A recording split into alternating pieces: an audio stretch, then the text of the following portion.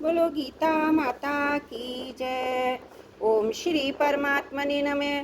श्रीमद् भगवद गीता द्वितीय अध्याय 17वां श्लोक। अविनाशी तु तत्विद्धि येन सर्वमिदं ततं विनाशव्यवस्यस्य नाकर्षित कर्तुमर्हति। अविनाशी तु तत्विद्धि, पूर्व श्लोक में जो सत असत की बात कही थी उसमें से पहले सत की व्याख्या करने के लिए यहाँ तू पद आया है। उस अविनाशी तत्व को तू समझ, ऐसा कहकर भगवान ने उस तत्व को परोक्ष बताया। परोक्ष बताने में तात्पर्य की इंद्रता से दिखने वाले इस संपूर्ण संसार में वह परोक्ष तत्व ही व्याप्त है, परिपूर्ण है।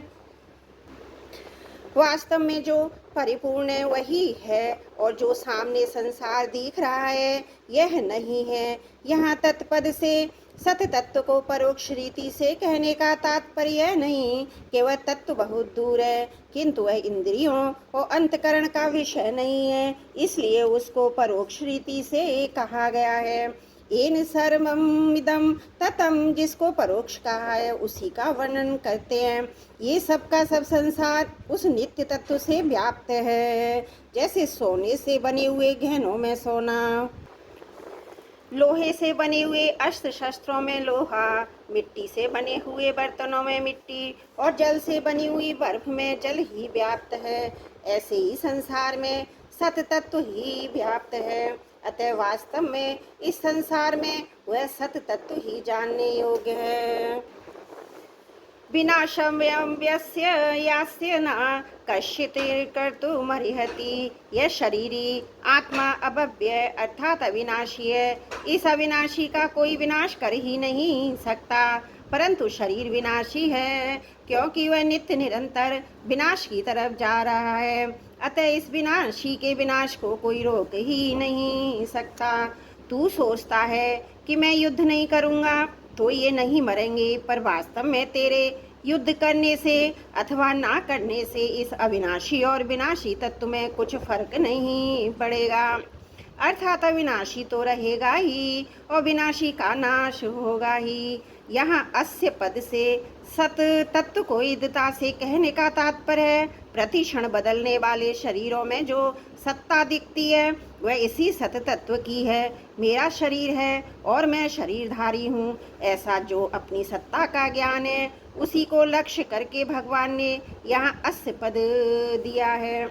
परिशिष्ट भाव, व्यवहार में हम कहते हैं ये मनुष्य, ये पशु है, ये वृक्ष है, ये मकान है आदि, तो इसमें मनुष्य, पशु, वृक्ष, मकान आदि तो पहले भी नहीं थे, पीछे भी नहीं रहेंगे तथा वर्तमान में प्रतिक्षण अभाव में जा रहे हैं, परंतु इनमें है रूप से जो सत्ता है वह सदा ज्यों की त्यों है।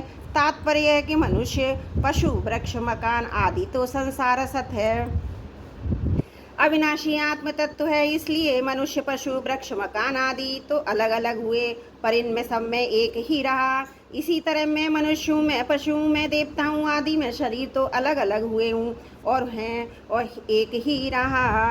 येन सर्वम इदम ततम, ये पद यहाँ जीवात्मा के लिए आए हैं। 8वें अध्याय के 22वें श्लोक में तथा 18वें अध्याय के 46वें श्लोक में यही पद परमात्मा के लिए आए हैं।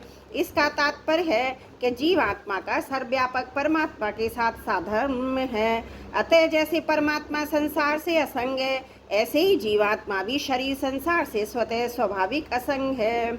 असंगो है पुरुष है, देहिस्मन पुरुष है पर है। जीवात्मा की स्थिति किसी एक शरीर में नहीं है, वह किसी शरीर से चिपका हुआ नहीं है, परंतु इस असंगत का अनुभव न होने से जन्म मरण हो रहा है। त्रुटियों के लिए क्षमा प्रार्थी हूँ। 17वां श्लोक समाप्त।